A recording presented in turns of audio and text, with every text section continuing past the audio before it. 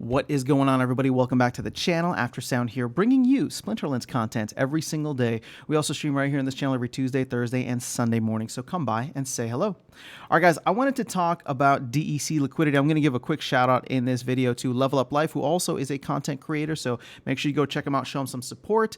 But this was a conversation with him, and he's feeling pretty strongly about a lack of DEC liquidity out in the ecosystem. So I try to run some numbers here. And first of all, this is not financial advice. I'm not a DeFi expert. I don't fully understand these things, although I do try to educate myself as much and to share with you guys, not because I'm trying to teach you, but hopefully if somebody finds a mistake, they can come back and let me know.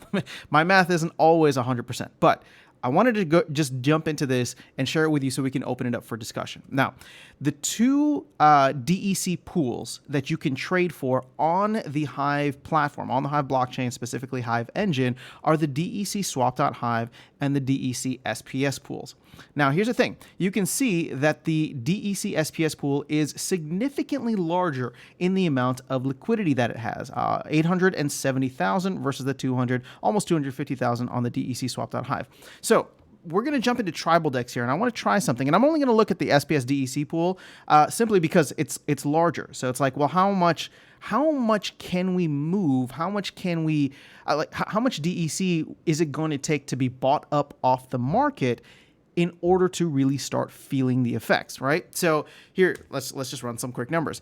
Let's say somebody buys 1 million DEC. Oh, I wish this thing wouldn't change. 1, 2, 3. So 1 million DEC, you can see down here, this price impact number is less than 0.01%. So that's what you want to see, because that means that however much you're trading, you're going to get an equal value on the other side because of the fact that you are not moving the price. Therefore, the price impact is very low or negligible at this point at 0.01%. Well, let's make that 10 million. Okay, all of a sudden, if you're buying 10 million DEC, and again, it doesn't have to be just one person, but if one person is coming in and buying, or if multiple people are coming in and buying 10 million DEC worth, that's 1.6%. Well, now all of a sudden, you're moving the price significantly for DEC 1.6% in this pool, okay? Let's get even crazier. Boom. 100 million DEC, and all of a sudden you get a big warning here that says the impact of the swap is higher than 20%. It's actually 22%, almost 23%. So just buying up 100 million DEC, which for a single person, that's a lot. But for a bunch of individuals coming together for, say, I don't know, a launch like Land that could eat up all the way up to like 7.5 billion DEC, yeah, 100 million doesn't seem like very much. In fact, let me put it this way. And I know that I've been contrarian to this in several other videos. That's why I want to post the other side of this, right? Where I've been saying that maybe we still have too much DEC. And I do think that that could be the case. But if people want to start buying DEC, if people need to start buying, the liquidity issue, and that's what Level Up Life, excuse me, that's what Level Up Life pointed out to me. The liquidity issue could be something to consider here. So let's say a bunch of people already have their DEC for Land. I want to get very, very, let's just call it conservative here. Let's say we only get like 20% or 30% of Land, right? That's 1.5 billion SPS or billion DEC to, I guess, 2.25 billion DEC. That's still a significant amount, and 100 million doesn't, 100 million is less than 10% of that, of that range. So to think that when Land is actually going to go live, all the people that we know who have said publicly, whales and the like, right? Or whales all the way down to the minnows, who have said like, yeah, I'm not going to buy DEC until I like really, really need to. Well, here you go. All of a sudden, when you need to, the moment that we are buying 100 million, collectively, we're buying 100 million DEC, that price is going to move. Now, there's going to be definitely people who trade this. There's going to be people who sell. So it's not going to be a simple like, oh my gosh, we're going to shoot up 20% just like that. That's not what I'm trying to get at here. I'm just trying to say that the impact of the price is going to be felt significantly at 100 million. In fact, even less than 100 million. If we just go in and play with some numbers here, what does 50 million look like? 50 million, you're already moving the price 10% on the largest pool. I mean, we got, again, I only wanted to look at SPS, but let's say we go to the swap.hive. If somebody's trading from Hive, for example, and, let's go straight to 10 million, right? So 1, 2, 3, 1, 2, 3. Boom, you're already at 6%. You're already moving the price almost 7% just for buying 10 million DEC on the swap.hive pool. Now, here's the thing. A lot of people are saying, well, what if people are holding on to their DEC already? What if we already have a lot out there? What if people are hiding it? Well, not hiding, but holding it in the liquidity pools. Now, I've spoken with a bunch of folks already who have said that they are not planning to pull liquidity out, but I also know that many other folks are talking about putting into, keeping their DEC in the liquidity pools to earn rewards for the time being. Well, what happens when land comes out and they pull their DEC out of the pool?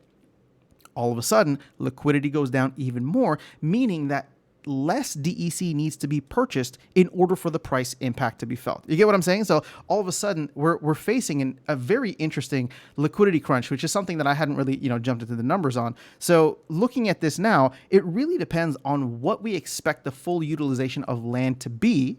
That's one factor. But then also, how much will people be pulling out of liquidity pools versus how much will they continue to need beyond that amount, if they need any, right? Because again, my past kind of statement of like, maybe there's enough DEC out there already. Maybe the demand that land will bring won't be as high as we're all expecting. Again, even though that's me playing conservative, on the bullish side, I do expect land to be something new, exciting. People have been waiting for it for a while, and there's going to be something super fun when it launches. And because of the simple fact that the SPS pool for land is significantly high, right? And it's going to be shrunk down to only a few plots that will be receiving it. I do think that APR is going to be kind of outrageous at the beginning, right? At the beginning, because not all land will be online, and not all land of that which is online will be going for SPS. Some of it will be needing to go for grain. And who knows, grain could be something that's super valuable too. If everybody's chasing the yield with SPS, that, all of a sudden it's just like, wait, nobody's getting grain. We have to pay 1 DEC per grain at the, from the store or whatever it is. All of a sudden people are going to be making grain and then selling it, undercutting the store just barely and getting a crazy ROI on that, right? So it's going to balance itself out.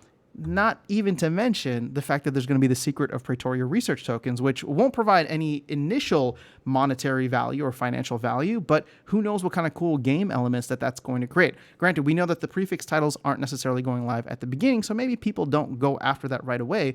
But over time, as things normalize out, it could create a specific and majorly significant spike in DEC demand right when it goes live. So I don't know.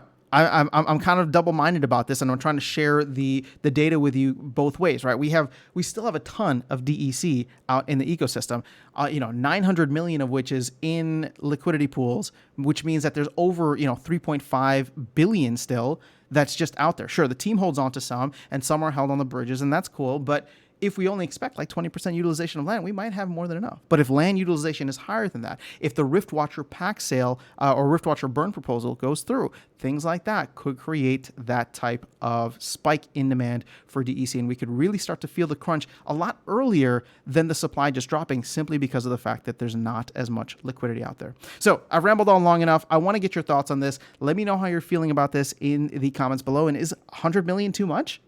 Or is it too little? Are people going to be buying more than 100 million when it comes in? As I've said before, and I haven't even started yet, I need 150,000 DEC since Rooney is not going live to start with for my 3 plots. So at the end of the day, I will need to be buying 150,000 of that 100 million, right? And it's probably going to be more than that. So I'm sure other people are in the same or similar boats. But that is all I have for you guys in this video. Let me know your thoughts in the comments below. Otherwise, I'll catch you all in the next one and see you around the game. Take care.